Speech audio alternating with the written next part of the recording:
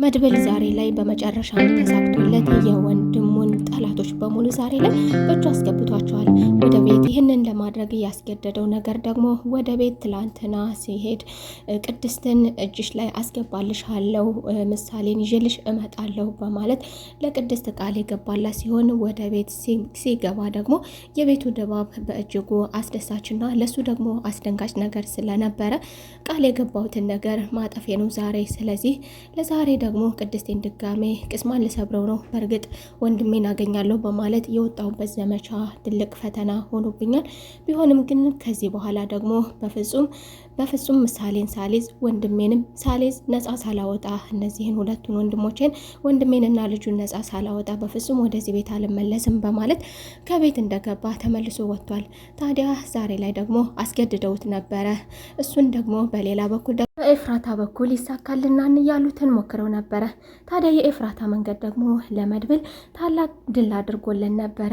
ነገር ግን በዚህ መካከል ኤፍራታ በመግባቷ ደግሞ ማህሌት ኤፍራታን መሰናክል ውስጥ አስገብታታለች። ኤፍራታም ደግሞ እባክሽን ስትልም በእህትነት ትዝብት እና እንዲሁም ደግሞ በትዝብትም እህቷ የምን ያህል ጨካኝ እንደሆነችና እህቷንም አሳልፋ ለመስጠትም ለመሸጥም ምንም ደንታ የማይሰጣት መሆኑንም ከዚህ ጋር ታዝባለች።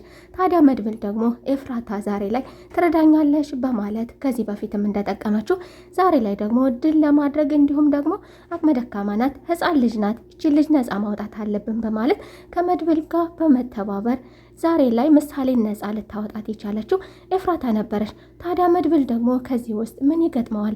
ወደ ቤት እንግዲህ ምሳሌ ወደ ታገተችበት ቦታ ደግሞ እንዲሄድና የምሳሌን ነፍስ እንዲያተርፍ እንዲሁም ደግሞ በምሳሌ አንደበት በመደወል ምናልባትም የእሷን የደካማ ድምፅና የእሷን የህፃን ልጅ አንደበት ጣፋጭ አንደበቷን በማሰማት ወጥመዳችን ውስጥ ይገባል በማለት ለመድብል ደውለውለት ነበረ።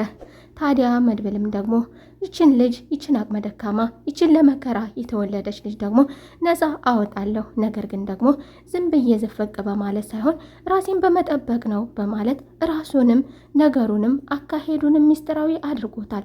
ይህ ነገር ደግሞ ሚስጥራዊ እንዲያደርግ ያስገደደው ነገር ደግሞ ምናልባትም ለአንዳቸው ቢናገር ሞገስ ይህንን ነገር ባለመስማቱ ትንሽ ቅሬታ ያደረበት ነገር ቢሆንም ነገር ግን መድብል ደግሞ ስለዚህ ነገር በግልጽ ሲነግረው እኔ ይህንን ነገር ብናገር ለአንዳችሁ እናንተ ችግር ላይ ብትወድቁና ምናልባትም ብትገደዱ ብትናገሩ ሁላችንም ተያይዘን እናልቃለን።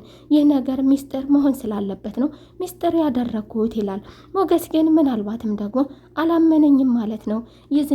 ዝና የነገረውን ነገር ከዚህ በፊት አዳምጦ ይሆን ይላል።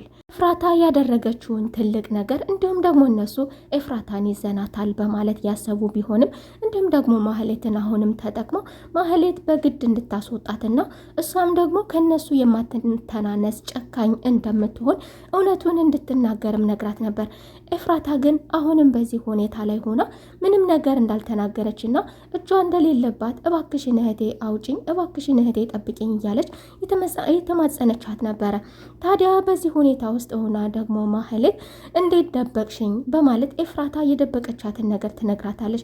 ኤፍራታም ግን ህፃን ልጅ ስለሆነች እኔ እኮ ለእሷ አዝኜ ነው እንጂ እኔ ላንቺ ለመደበቅ ፈልጌ አልነበረም ብትልም ማህሌት ግን ዛሬ ላይ ደግሞ ለራሷ ጥቅም ስትል አሁን ላይ ምንም ገንዘብ የሌለኝ ሲሆን አሁን ላይ ደግሞ እንዲሁ በዙሪያ ያሉት በሙሉ የሉም፣ ከብሩክም አገኛለሁ ብዬ የገባሁት ነገር ምንም ነገር የለም አይደለም ላገኝ ይቅርና ሁሉንም ነገር አጥቼ ወደ ችግርም ውስጥ የገባሁት በዚህ የገንዘብ ጥማት ምክንያት እንደሆነ ታውቃለች።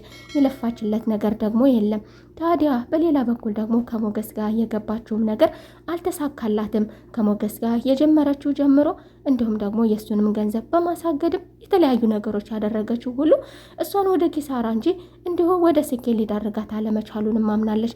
ታዲያ ዛሬ ላይ ደግሞ አሁን ላይ ያለኝ አማራጭ ሞገስም እንደዚህ ሆኗል፣ ጓደኛ የነበረ ከድቶኛል፣ ብሩክንም አጥቻለሁ፣ እሱ መቼም ይቅር እንደማይለኝ አምናለሁ በማለት ዛሬ ላይ እጅ ሰጥታለች። ታዲያ አሁን ደግሞ የቀረኝ ዝናንም ብትሞክር ያልተሳካላ ማህሌት ደግሞ ዝናም የለም እኔም አንድ ክፍል ውስጥ ማደር ሰልችቶኛል። እንዲሁም ደግሞ ኤፍራታን ብትሆን ወደ ራሷ አስጠግታኝ የነበረው እንግዲህ እኔ ገንዘብ ይዤ ስለምገባ ነበረ። እሷ ደግሞ አሁን ላይ ገንዘብ እንደሌለኝና ከዚህ በኋላ እንደማላገኝ ካወቀች፣ በተለይም ደግሞ ዝና የገንዘብ ምንጭ ነበረ። ስለዚህ የዝና መያዝ ደግሞ ለእኔ ደግሞ አሁን ላይ ጎዳናም ላይ ሊጥለኝ ነው። ስለዚህ አሁን ጎዳና ላይ መውደቅ የለብኝም፣ ካሊብ የሚለኝን መታዘዝ አለብኝ እያለች ለካሊብ ለመታዘዝ እያወጣች እያወረደች ራሷን እያዘጋጀች፣ ይህንን ሰው ግን ነገር ግን ቀይ ይሁን ጥቁር እንዲሁ ደግሞ ምን ይኖረው ምን አይኖረው እንኳን እስካሁን ምንም ነገር የምታውቀው ነገር የላትም። ታዲያ ማህሌትም ደግሞ ምንም ነገር ባታውቅም ነገር ግን ከሱ ምንም ጉዳይ የለኝም ገንዘብ ማግኘት አለብኝ በማለት ራሷን ለጨካኙ ካሊብ እያዘጋጀች ነበር። ታዲያ በዚህ ሁኔታ ላይ እያለች ደግሞ ካሊብ ሙሲሳ የሚባል ጨካኙ ሰው ደግሞ ያለችበትን ቦታ እንደሚያውቀውና እህቷ ችግር ውስጥ እንዳስገባቻቸው የምታሳምኝ ከሆነ እህትሽን ታሳምኛለሽ፣ ካለበለዚያ ደግሞ እህትሽን ከደቂቃዎች በኋላ ህይወቷን እቆርጥልሻለሁ በማለት በአስደንጋጭ ነገር መጥቶባታል። ማህሌትን በራ ነበር ወደ ኤፍራታ የሄደችው። ኤፍራታ ግን አሁን ላይ ምንም ነገር እንደማያደርጉ ስላረጋገጠችና መድብልም ደግሞ ከዚህ በኋላ አቅማቸው ስለተዳከመ ያለን ከቁጥጥራቸው ውስጥ እንኳን ብንገባ መጠንከር ነው ያለብን በማለት በብዙ አማኩራት ስለነበረና እንድትጠነክር ሀሳቦችን ሰጥቷት ስለነበረ ማህሌት የፈለገ ነገር ብታስፈራራትም እንዲሁም ደግሞ እንድትነግራት በትህትናም እዚህ አስወጣሻለሁ ብትላትም ኤፍራታ ግን ምንም ነገር የምታውቀውን ነገር አልተናገረችም። በእውነታው ደግሞ ዝና የት እንዳለ የምታውቀው ነገር የለም። መድብል አይደለም ለኤፍራታ ይቅርና ለሞገስም ለዳጣም ምንም አይነት የሚያደርጋቸውን ነገሮችና እቅዱን አሁን ላይ እየተናገረ አይደለም። ነገር ግን ሞገስ ደግሞ ይህንን ነገር ሚስጥር ለምን አደረግከው ምናልባትም እኮና ጊዜ ይሆናል ቢልም ነገር ግን ሚስጥሩ ደግሞ እየሰፋ በሄደ ቁጥር አደጋ ላይ እንወድቃለን። ለማንኛውም ሚስጥሩን ያደረግኩት ከእናንተ ለመደበቅ ፈልጌ ሳይሆን ወይም ደግሞ አንዳችሁን ለመጉዳት ፈልጌ ሳይሆን እኔ ያደረግኩት ይህንን ለሁላችንም ሰላም ስል ነበር ያደረግኩት። አሁን ላይ ግን ኤፍራታም ደግሞ ተይዛብኛለች በማለት ኤፍራታንም መያዝ ደግሞ ለሞገስ ይነግረዋል። ሞገስ አሁን ላይ ጭንቅ ጥብብ ብሎታል። ብዙ ነገር ያስባል። በሌላ በኩል ደግሞ የፍቹ ጉዳይ ሉላ ባለቤቴ ናት። ባለቤቱ የምትሆነው ባለቤቱ ብትሆንም ደግሞ በሰላማዊ ህይወት አብረው መኖር የሚችሉት እሷ ከዝና ጋር ህጋዊ ፍቺ ስትፈጽም ነው። እናም ስለዚህ ቅድስት ዛሬ ላይ ምሳሌን ይዞ ይመጣ ይሆናል። ዛሬ ላይ ምሳሌን ይዞልኝ እንደሚመጣ በእርግጠኝነት ነግሮኛል ስትላቸው እሱም ደግሞ እንግዲያውስ እሱ ይህንን ነገር ካደረገ መድብል ምንም ነገር በማድረግ ላይ እተማመንበታለሁ፣ ምንም ነገር እንደሚያደርግ አልጠራጠርም። ነገር ግን ደግሞ እኔ ይህንን ነገር ምሳሌ የምትወጣ ከሆነ እኔም ደግሞ ዝናን እንደምንም ብዬ ይህንን ወረቀት ማስፈረም አለብኝ ይላል። ምክንያቱም እዚህ ጋር ዝና ከወጣ ወረቀቱን ሳያስፈርመው ከወጣ ዝና በእግሩ ቁሞ መራመድ ከጀመረ በፍጹም ይህንን ነገር ሊፈጽምለት እንደማይችል ያረጋግጣል። ታዲያ በዚህ ሁኔታ ላይ እያሉ ደግሞ እንዲህም ይል ነበር መድብል አየህ አይደለ፣ እኔ ወደ ራስ መመለስ አለብህ። መርበትበት፣ ፍርሃት፣ ማቆም ያለብህን ነገር ማቆም አለብህ። ጀግና መሆንና ጠንካራ መሆን አለብህ። አሁን ላይ መከተል ያለብንና ማድረግ ያለብንን ነገር ማድረግ ብቻ ነው ያለብን። መፍራት እንዲሁም ደግሞ ደካማ ጎናችንን ወደ ጎን አድርገን መስራት ላለብን ነገር መስራት አለብን ይለዋል። ምክንያቱም ደካማ ጎናቸው እዚህ ጋር ብሩክና ምሳሌ ናቸው። ምሳሌን እባከን ጨካኝ ናቸው፣ እባከን እናስፈታት፣ ዝናን እንፍተው ይላል። ይህ ነገር ግን እንደማይሳካለት የተናገረው መድብል ደግሞ እሱ ከዚህ ቦታ ቢወጣ ሁላችንም የምንተርፍ ይመስልሃል ወይ? እስኪ አስበው ይላል።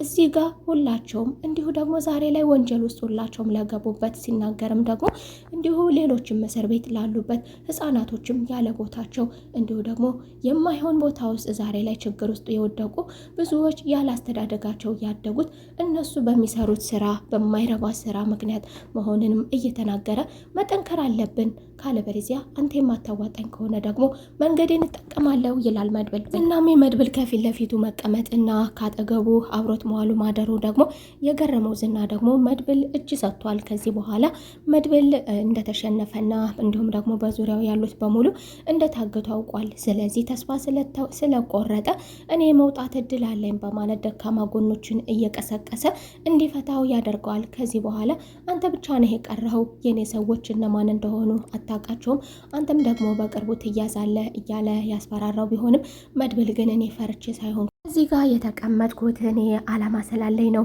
እስኪ አስበው፣ በመጀመሪያ አንተ ከዚህ ጋር ለመሆን የበቃኸው እንደዚህ ለመሆን በወንጀል ለመጨማለቅ እየደረስከው፣ እኔም ደግሞ እዚህ ውስጥ የሆነው በምን ላይ ሆነን ነው?